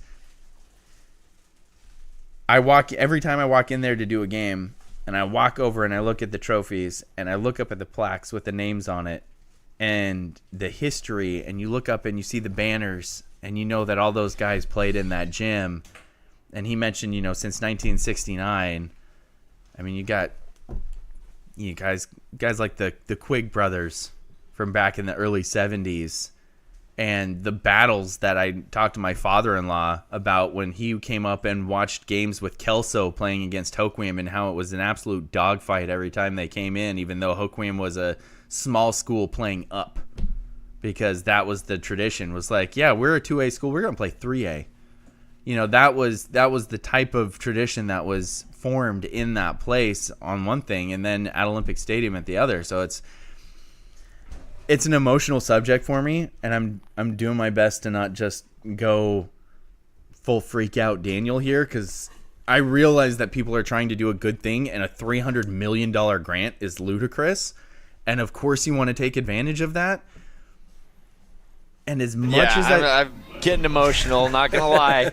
As much as you see history sometimes getting in the way of progress just for history's sake, a lot of those things, like I remember there was a situation a while ago where there was kind of a derelict building in Aberdeen that was going to get torn down, and everybody got upset about it all of a sudden. Nobody was using that building. This is a building that gets used day in, day out, and has been kept in pristine condition, and the floors have just been redone, and there's been a ton of money, other grant funding money put into this to make it better, to make it cool, to keep the history rich and alive. This is not a derelict. And so to think this isn't just arbitrary history getting in the way just because something is old, it should be. No, it's got a rich history, but it's still beautiful. It's still functional, and just it's not that type of situation where we're getting in the way of progress just for history. This is like, no, have progress, retain your gems. And to me, Hoquiam Square Garden is right up there with Olympic Stadium as a gem that should never should be dismantled. So I want to say on the front end of my comments here that I don't think any rational person would be advocating that you should put the $300 million grant in jeopardy to save Hoquiam Square Garden. I'm here for it. Okay. So, all right. I'm sorry. If you can win a grant once, there's a good chance that you can win it again. Okay. So I will speak because your argument's going to be the same. Hey, this is an area that doesn't have the funding. It needs it. Like, you have all of the same arguments that won you the grant in the first place. Sure. Those things aren't going to change. Okay. So that was my mistake to speak for you. Sorry. I will speak only for myself. Speak for yourself. I'm ready to blow the $300 million. It would suck, but come on. It would suck what? It would suck. Okay. But come on. I think while my sister throws the 7th Street Theater into that too. Okay, yeah. Like, Hoquiam has some really cool places that aren't just old but have been kept up too. I think the other discussion here is that, I wasn't at the meeting, So there's information that could be that I might not have. Yeah. But wow, people that's a bold people who from you. Okay, well, I still know what's best. People who do kind of know what's going on, like Jeff would be very intimately involved in what's happening here. Absolutely. Are suggesting that, like, hey, like, there's information that might not have been presented to the public quickly enough. Is there a way that we can work around this? Yeah. A neighboring town, I think Acosta, I was told that they may have had a project where they were able to keep some portion. They were able to keep a grant and keep some portion of their stuff intact. Like, is there a way you could make it so Hoquiam Square Garden specifically is not part of the new grant rebuild and you can work around it? I hope so, because you mentioned I'm sorry to interrupt you. Yeah, I realize that I do that a lot sometimes. No, you're good. But Acosta basically kept all of their facilities and built a helipad on top of everything. Yeah. Like, it's a really cool project. I think the thing that people need to keep in mind is it's not just that we're saying Hoquiam Square Garden needs to be protected at all costs. Right. Like, there is a point where I would acknowledge. I think that's what Daniel was saying, though. Not at all costs. Like, if at all possible is the argument, right? Like, if you were told, I'll just present it this way: if you were told, from here and forever, there's $300 million available that you will never get if you have to choose to demolish Hoquiam Square Garden and build a new gym in its place. Never. Never. There's $300 million that you can't have if you're not willing to make this concession. Would you be willing to at least acknowledge there's a possibility that you would consider making the concession? Like, it's hard because it's just, that's such a weird It's a hypothetical. weird hypothetical, yeah. Because is there a portion of it? Can you build one tsunami safe zone? yeah. I mean, Sure. do you need 300 million? I don't know. Like, that seems like a lot. Like, for the population of Hoquiam High School, It's a lot of money. that's a lot of money. Yeah. Like, you could probably build a sufficient one for like 50 million, couldn't you? It's But- already built on a hill. How hard does it have to be tsunami safe? But I don't know. Think about It's how, a tsunami. It's not going to take out the whole hill, right? Think about how much better the school district buildings could be for Hoquiam and for high school and middle school if you had $300 million. Because it's not even just about tsunami safe. Like, that's obviously a huge part of it. But we're talking about upgraded buildings. We're talking about new stuff. Yeah. But I think that's where that's where the disconnect is with Hoquiam Square Garden specifically. Yeah. Because Why we do you don't need to make tear it stuff down like that anymore. Exactly. We make new gyms that are modern and sterile, and they might be kind of cool, but they're also pretty boring. And Hoquiam Square Garden is a special place. Isn't Sam Ben Gym still the old gym? I think it is. Yeah, I think they Yeah. built around it. They built around it. Yeah, but they weren't working with a $300 million grant, I don't think. I don't know. They're probably working with some insurance money. They were busy building down on the flats instead of building up on the hill. So this might be the opposite it's a fair point. situation. I think the thing to keep in mind here is that this, like, Daniel, you and I have been to so many basketball venues across the state. Like, I was talking specifically in our text chat about 1A venues that I've been to. And Grays Harbor County has really good venues, like 1A, 2A venues, Hoquiam, Aberdeen, Monte, great basketball venues. Elma, get some new lights. Sorry. And I think Elma has its own special kind of charm. People could disagree with that. Whatever, it's fine. But like when I go watch basketball games other places, I'm continuously underwhelmed. Mm-hmm. And if you were gonna there's a special place in my heart for Bo Griffith Memorial Gymnasium. It's a great Monte, gym. Yeah, but man, Hoquiam Square Garden's great. Like, not just from it's the venue, it's the seating space, it's the parking. It's like there's so many things that make it such a great venue. Yeah. That it would be a real shame to see it change. Absolutely.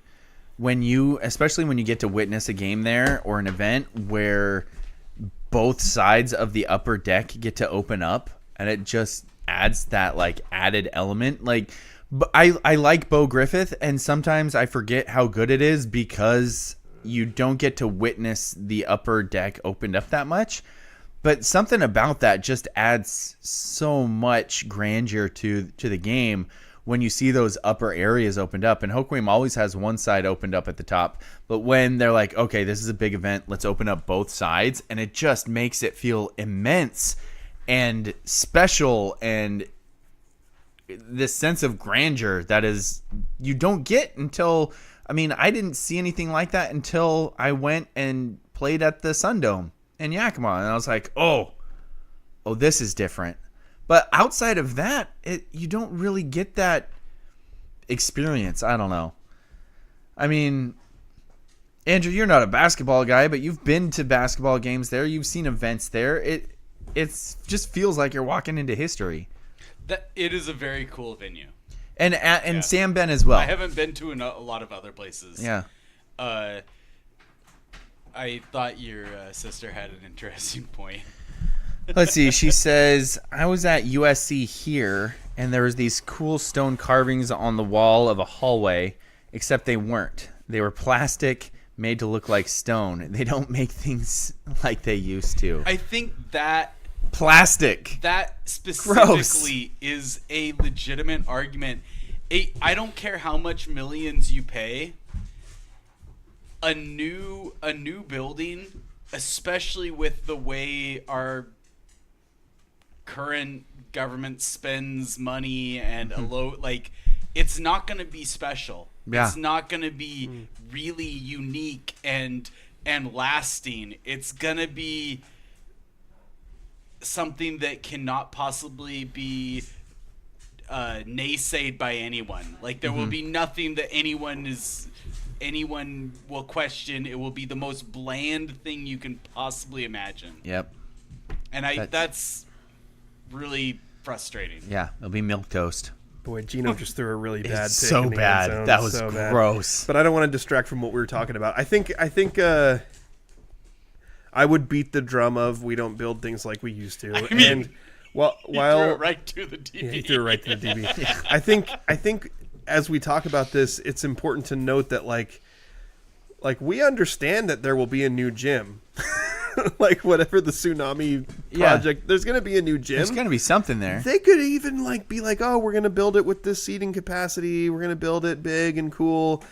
It would not be the same. Yeah. Like I would venture to say that Hoquiam Square Garden, could be protected with historical landmark status, because I get really sick of seeing beautiful things that are created that have meaning to the community be taken away. Yeah. And I don't want to see a $300 million grant go away.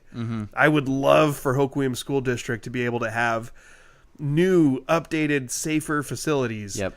But at the same time, we have to think about the history of our communities. We have to think about what are the hubs of our communities. A packed out Hoquiam Square Garden where I get to watch my son's Montesano Bulldogs basketball team knock off Elma to get to the state playoffs. Dude. I'm like, Yeah. was there a place I would have rather watched that happen? Bo Griffith is great, but there's some kind of cool special energy in Hoquiam Square Garden. It was just really cool. Dude. We've broadcasted so many games from there. I would venture to say the way the lights hit the court. I love it. We get up into our little booth there and you got these little circles on the court. It's just different from everywhere else. Yeah. And it's got a real special feel. And I think whoever's making the decisions about whether or not this thing has to go has to consider more. They got to consider something deeper. There's something special. There's something, it means something to people. It means something to the community. And man, it would be just such a shame to see it go. Yeah. Yeah, and I would say not just the Hoquiam community, but Yeah. Yes. the entire local area Agreed. knows what Hoquiam Square Gardens is. Yeah. Well, that's- Daniel and I were just talking about this in our group chat the other day. It's the best basketball facility in a community of good basketball facilities. Yeah. And when, Nimi says in his post, when other people come here and they're wowed by it, that's not by accident. That's because all these other places have these tiny little sad, dark gyms. Yes. I've been to so many of them. And even the ones that are modern, they're sterile. You feel like you're in a hospital. Yeah. Or they feel like a cafeteria. A cafeteria. That they just rolled the tables out and they were like, oh, yeah, here's some bleachers. It's just a great special place. So whoever is making the decisions. And I've covered, thanks to the regional round and all of its grandeur, I've been to some really crappy gyms around the state that get to host. There's a lot of them. Yeah. Sorry. So Anyway, I can throw regional round into it. Anytime Daniel can take a side swipe at the I'd also WIAA. I'd also be fully open. Yeah, take that WIAA. Also, make some rules about sign stealing in football. Come on, we got to stop Royal in their tracks. I think I would be so open to hearing other opinions and information. I read through a ton of the comments on Jeff Nemi's post, and very dominantly, people are saying, please protect Hoquiam Square Garden. Yeah. There's a few people that are also like, hey, This is $300 million. this is $300 million. We get it. Yeah. We need safer, better, updated schools.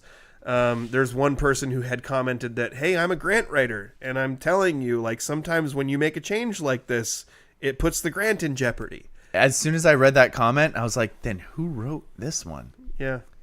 Because and I'm write not it again, saying, or and could you adjust it? And I'm not saying they're bad. I'm just saying, wow, what an oversight! Like somebody who doesn't know the community very well. Yeah, and I think sometimes we fall into the trap of like the sports community is the community. True, but it's across. It's more than sports. I feel like. I think so. Yeah, and also the sports community be may wrong. not be the community. It's also a pretty large segment of the community. Yeah, that's a good point. And I love the fact that somebody brought up 7th Street. Was it Jewel that brought up 7th Street Theater? That's another spot. I'd say community hub. Please protect it. Not Absolutely. sports community. Yeah, it's definitely not the sports community, but it is huge. The theater community, the theater kid community matters too. Yeah, exactly, absolutely. Daniel's part of both. Yes, Oddly, possibly the only cross link. it's just me and Seth Holland. That's it.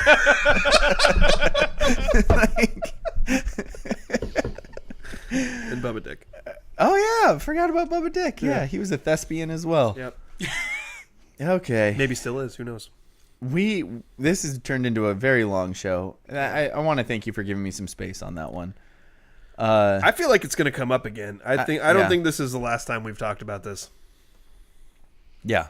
And I need to go copy some email addresses and send a nice little heartfelt email to some school district members. And gosh, I mean, one of the things that makes it hard is I know the work that athletic director Shane Crone has put in to get grants for the sports facilities. And some of those grants has gone into Hoquiam Square Garden to keep it updated, to keep it nice. The court's really cool now. The court is so cool. I'm so excited to go broadcast games there. Yeah. Speaking of, I haven't finished my schedule yet, but I'm pretty sure one of the first games is going to be Willapa Valley at Hoquiam. That's dope. That's going to be one of the coolest matchups all year. I love it when Pat County, but especially Willapa Valley and their basketball program comes up to play Hoquiam. It's usually some high-scoring games, too. Battles. Yeah. Taking names all the way back to Freeman and Anderson and, gosh, I'm forgetting that other kid's name who played when Freeman was there. What's his name? He was a guard. Really good scorer. Played with Ryan Freeman. Was it Brady Langer? There it is. Okay. Brady Langer. Yeah, I mean, I don't know. I'm super excited for that matchup. But also, again, it probably be in the 70s or 80s at scoring-wise. So. Oh, you know what? My dad, he's like, yeah, history, like your last shot. Not very nice. Tell us about that, Daniel. Do I have to? No. Nope, you can just ignore that. I tried to dunk and I got blocked trying to dunk. I can't dunk. Square Garden? I can't. I was at Hoquiam Square Garden. It was on the hoop that's down next to where we broadcast. Yeah. Stole a pass against Tumwater. I was like, this is my shot. Could be my last shot. I'm going to try and dunk. And then this dude came over behind me and literally swatted it into the stands. Were you going to get the dunk if he didn't block it? Daniel, you course. probably shouldn't have been thinking, I'm going to try to dunk. Yeah, you know what? You probably shouldn't have been thinking. I can't emphasize enough how little I try to think. I think we all get it. Yeah, you think? My dad says, why build new on a flat tsunami zone? Well, I think, are they talking about building further up? Well, that's the thing. The new plans are like. Why right would you over destroy same- the gym? Like the gym is on a flat spot. The plans for the new facility seem like they're right over the top of the old facility. Yeah, and most of the high school is on a hill. Yeah, except for the gym. Yeah. So why would you have to destroy it? Well, I think that the idea of leaving something that's in the tsunami zone is the problem. But how much of a problem is it really? Like, is it really going to put the grant in jeopardy? Yeah. And is there a way that the grant can be rewritten? Yeah, like, for sure. are there ways that you can work around it? I think is the answer we're looking for. Maybe they could build a wall around the outside of it. There we go, a retaining wall. I like it. We're going to build a wall, and they're going to pay for it. The ocean's going to pay for it. The ocean. All right. Well, we do have to take one more commercial break, and then on the other side of that, we're going to have a very short segment. Extremely short of third 2-minute period. drill and Stump Daniel. Very short third period. So let's take a very quick commercial break, and then we will have a very quick third period of our hockey show. Do you have a legal situation and need someone on your side? Let the law office of Jeffrey A. Domashevitz be your advocate. If you've been the victim of medical malpractice, suffered a personal injury, or need representation with real estate law, small business law, or estate planning, let Jeff Domashevitz put his 29 years of experience to work for you. Call Jeff Domashevitz today at 360-612-3991 or visit domashevitzlaw.com. That's DAMASIEWICZLAW.com. Relation 30 plus.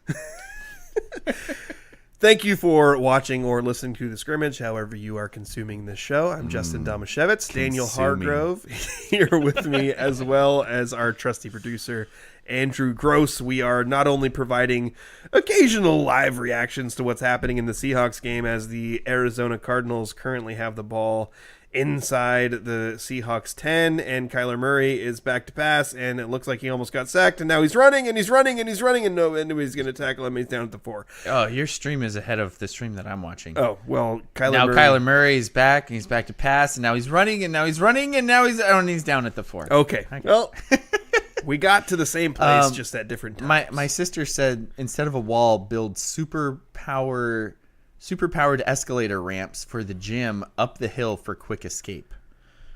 Yes. And then she says, invest in some of those large eagles from Lord of the Rings.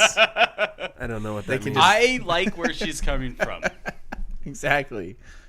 Large eagles? Like they're larger than real Justin, eagles? don't worry about it. It's very sleep-inducing. Yeah. Is it like in Avatar The Last Airbender where like animals are combined with each other, like turtle ducks? Or is it just an eagle that's huge? Just a huge eagle. Really big eagles. Yeah, like Ferrari-sized eagles. Okay. I don't know why I went Ferrari. That was a very odd thing to just... Car? You could have car said size. I could have said car size. Anyway, let's start the third period of our show. Third period. The third period of our show with the 2-minute drill. With the blue line. 2-minute drill. Let's go, huddle up. Gotta hurry. Hey, 2-minute situation, 44 seconds, hand the ball around. Gonna do it right. 3 jet Buckeye, don't worry. The 2-minute drill starts now. Hard to believe Jameis Winston beat that guy. Daniel, your Oregon State Beavers beat your Washington State Cougars to claim the Pac-2 football title on Saturday. How excited are you about the win, and how crushed are you by the loss?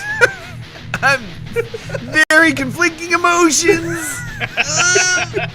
Part of me was like, yeah, go Beavs. The other part of me was like, oh, our only chance at... So it was a lot of like, Justin, your North Carolina Tar Heels men's basketball team beat your Hawaii Rainbow Warriors on Friday night. How did you enjoy the win, and how were you affected by the loss? Well, the win was great. I felt really good going to bed that night, but then also I had these moments of real sadness because I was like, first loss of the season for my Hawaii Rainbow Warriors, but also my 10th ranked North Carolina Tar Heels really needed to make sure that they picked up a convincing win, and they did. So overall, this is the life of a sports fan who roots for multiple teams. Everything's fine. Oh, that's what this is. The Pac-12? Dude, I want Hawaii in the Pac-12, but I don't think it's happened yet. Hawaii State. The Mariners reportedly only have $16 million to spend this offseason. Oh my gosh, Daniel, really? Will that be enough money? 16 million? Has Daniel not been following this? Daniel. No, I have. I had pleasantly forgot about it until Justin mentioned it. Justin, I thought I told you I wanted to have a good day. I saw that, and I almost threw my phone out the window. I was driving home, and I saw it pop up. No, I think you sent. I sent it to you reel? guys. I sent it to you. And I almost grabbed my phone and threw it out the window on the freeway. Shout out Marine Layer Pod. Oh my gosh! $16 million? They need to spend that on one player. And they've got 6 holes to fill. They need to spend that on one player and then spend more on 3 other players. Yes. I'm so So, done. We need to be screaming for them to sell the team. Yeah. Like Stand more as a than Forzy. the A's. This Daniel, is horrible. I did see one response that was like, the most Mariners thing ever is that we're going to have another horrible offseason. And next year, every member of the Mariners core is going to be awesome. And Julio is going to win the MVP. And they're going to miss the playoffs by a game. That's what's going to happen. You heard it here first. Not first, but And- we're in the vanguard. And everybody that they sign is going to be terrible. Yeah.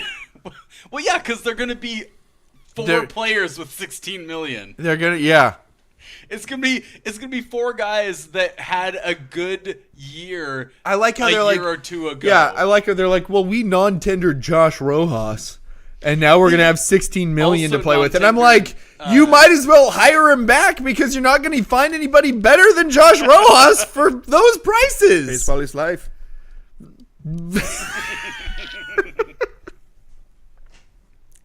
I'm going to miss Josh Rojas. Baseball is life. I'm gonna miss Haggerty. Me too. Again, you're not going to Swaggerty. find anybody better for that price. Yeah, it's not like you're cutting expensive Yeah. guys. I know. They're like, this saved $8 million. And I was like, big whoop. And then I saw the rest of the message and I was like, you have got to be bleeping, bleep, bleep, bleep, bleep, bleeping, bleeping. Kidding me. Thank you for censoring yourself. I appreciate that. That cuts a lot of work out for Andrew in post. Do you want to move on? Yes. Let's go to my favorite part of the show. Serving questions up on a silver platter where the points are made up and the rules don't matter. Time for Stump Daniel. Usually when Andrew has one of those moments, it's like a wah! It's like, but that time he was like, dude, I'm not ready for it, but I actually do have it right here. Because you actually had it pretty quick. You know what? We need a boost of our ratings. Hannah, can you pick up your new puppy? My puppy. And put her on camera. It's my new puppy. Look at this puppy. Oh my gosh. This is the cutest puppy of all time. This is the cutest puppy since Pax was a puppy. Dude, we should win an award because we've just done an entire podcast with something that cute around and we didn't get distracted until now. I did a little bit while you were talking. That's all right. I watched This the is puppy. Mavis. Yeah, Mavis is adorable. What's the breed? She's half White Shepherd, half Great Pyrenees, she's which is so the cute. same mix as Pax. But So not she will the same slaughter parents. coyotes someday. Yes. But Pax is a monster, and we're not expecting her to be quite as big. Yeah, we're hoping that she's a little bit smaller. Johanna said, hopefully not so much, because then you would have 2 mooses roaming around your house. Mooses? Meese? You know what? I want it to be meese so bad, but I'm pretty sure it's mooses. Yeah. It's English. And Actually, it's probably just moose. I feel like the underlying law of English is that you just use whatever rules from another language you feel like want to apply. That makes sense. So it's probably musu. Moose. All right, Justin. What do we got? My favorite part of the show, Stump Daniel, is brought to Yeah. you by the law office of Jeffrey A. Domashevitz, no relation. What's the A stand for? And today, Daniel, since college basketball season has started, Yes, it did. A while ago, didn't it? have you been paying attention? I know that Cooper Flag's really good, which bums me out. He's a loser. Yeah. He chose Duke. Dookie. Yeah. So, Daniel, I want to know how many of the current AP top 10 basketball teams you can name. We played this exact same game last year. Is it fair to say that Duke is like white guy U? 100%. Seems like all the Yeah. good white guys go there. Like 75-ish% of NBA good white guys come from Duke. it's like they're all like, you know what? I wish I could play lacrosse. 75%. It's a lot. They're like, you know what, Andrew? I wish I could play lacrosse because I'm really rich and athletic, but sadly I'm a basketball player. So I guess I'll go to Duke. I'm bad at lacrosse, so I'll go to Duke. Daniel, it's very simple. You give me 10 teams. If you get all 10, Beef Zone. Beef Zone. If you get 8 or more, Coug Zone. Coug Zone. 6 or more, Husky Zone. 5 or less, Duck Zone. Gross. So 10 guesses to get these 10 teams. Who's your first guess? Well, North Carolina is my guess because you said number 10, North Carolina. Number 10, that's correct, North Carolina. Good job. You got one right off the bat, Daniel. Who's your second guess? Sadly, Duke, because they were ranked higher than North Carolina last time I saw. I'm sorry, you'll be wrong because Duke lost to Kentucky, so they fell out of the top 10. That was a win-win situation, my guy. Yeah, that's an emotional hedge. I either get it right or Duke fell out of the top 10. It's an emotional hedge. Duke is number 12 right now. They're 3. Suck it, Duke. Who's your next guess, Daniel? Oh, crap. I don't know any of the teams. Let's go with Michigan State. That's a terrible guess. Oh, sweet. In fact, I can't find Michigan State anywhere in the top 25. You know what? I just remembered that actually makes me more happy as well, too, because everything Michigan State should burn to the ground. So you're 1 for 3. Like, you're already on the brink of... Coug Zone? Shoot. I didn't pay attention. You needed 8 for Coug Zone. Dang it. So, Alabama. Alabama's correct. They're number 8. You're 2 for 4. Could do with another one. Right now you have 8 and 10. You don't have anything between 1 and 7. After 4 guesses. That's not great. There's a lot of traditional powers on this list, too. UConn? UConn's number 2. That's correct. You're 3 for 5.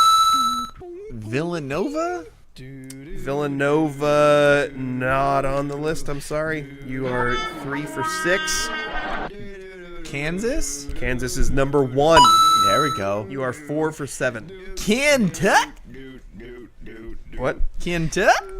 What's that? Kentucky? Oh, Kentucky, yeah, number 9. You're 5 for 8. 2 more guesses. Gonzaga is number 3. You're 6 for 9, and you're on a roll. Are they actually going to be good this year? Dude, they've run that tunnel screen. Gonzaga. I think the tunnel screen... Oh, yeah, I forgot they are Pac-12 now. That's right. JSN must love the tunnel screen because they've run it like 4 times, and the biggest play of the day has been on it. Anyway. He's good at it. Okay? He is, yeah. Let's see. How about South Carolina? South Carolina, not on the list. I'm sorry, Daniel. Your guesses have expired. Did I use all 10 guesses already? You got 6 right, dude. I'm real bad. Yeah, I'm getting emotional. Not gonna lie. Fortunately, not quite bad enough to be Duck Zone.